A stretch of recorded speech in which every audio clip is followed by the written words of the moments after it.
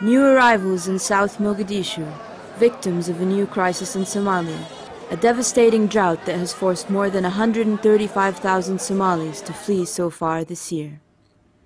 The drought killed livestock, destroyed crops, say the displaced, cutting off their livelihoods, so they walked for weeks to get some help.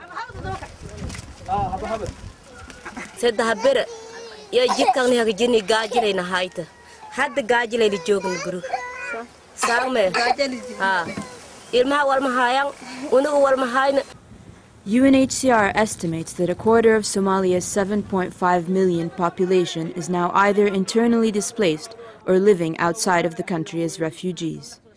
Batulu Made is one of the displaced. She gave birth alone on the way to the Somali capital.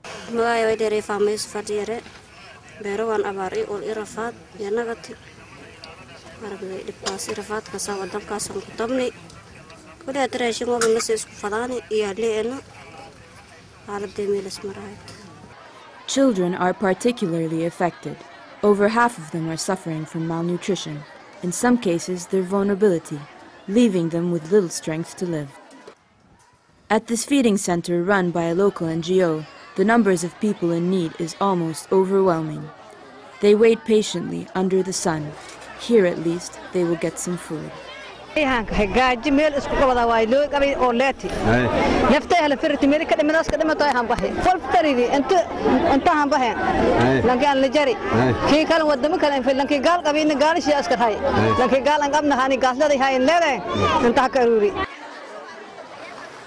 In Somalia, fleeing hunger is made worse by insecurity. Access for aid agencies is not easy. Many Somalis can't even reach centers like these. The routes are just too dangerous. Instead, they travel for a month or more, through desert to neighboring Kenya and Ethiopia. In June alone, 54,000 Somalis fled to these two countries, 3 times the number of people who fled in May. All these are factors that could make this a humanitarian crisis of unimaginable proportions.